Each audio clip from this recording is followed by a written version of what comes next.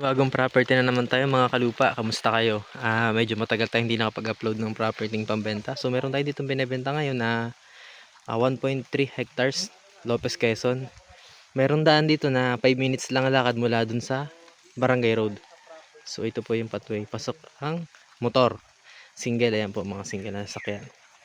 So dito po ang daan papunta po. Yung pathway na ito, ang motor, hanggang dito, and then ito po ay So ayan po. dadaanan tayo ng tulay. Paglampas po ng tulay, ay doon po yung property. Ito po yung daan niya. Medyo madulas po yung daan. Ito yung dadaanan, hanggang po, para mag-inform na po kayo sa So ito po yung daan niya. Inform na po namin kayo agad.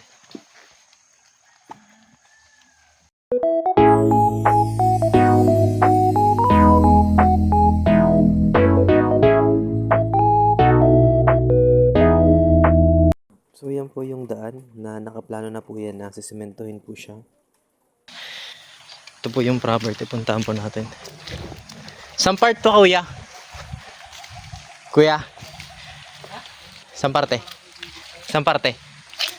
Ito na?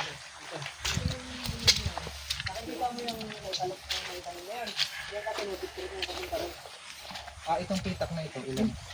Ito lang yung sa atin. Dalawa. Yan, dalawa yan. Yan, yung bahay na yun? Yun na yun. Doon na simula. Oo, street na yan. Street na yan. Mula ito. Hindi ito. Yun, yung walang tanim. Yung walang tanim, papunta doon, dalawang pitak. Isang pitak. Dalawa yan, sir. Dalawa. 1.3. So ayan po, meron pong dalawang pitak na palayan. Dami saging yan, sir. Tapos may mga niyog din po. Dami saging. Punta natin. Kayo, Lapitan natin. Tara, lalapitan natin. Ano yan? Ganda pagkalupan yan. Linis yun lang. Mataba ano.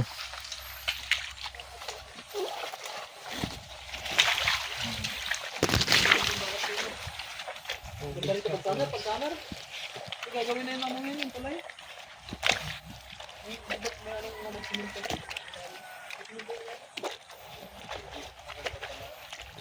Ayun po, isang property nito, sukat po sa 1.3. And then, sa price po ay napakapura po talaga nito. Pero net po kasi sila sa ulo dito. Baga ay dalawang pitak yan. Yan pala yan po, dalawang pitak. Kasama po yan. Farm niya. Bukod sa niyugan siya, yung pala yan. May mga niyog po. Maganda yan. Niyugan po siya tapos sagingan. Ganda ng hindi talagang bakasunan.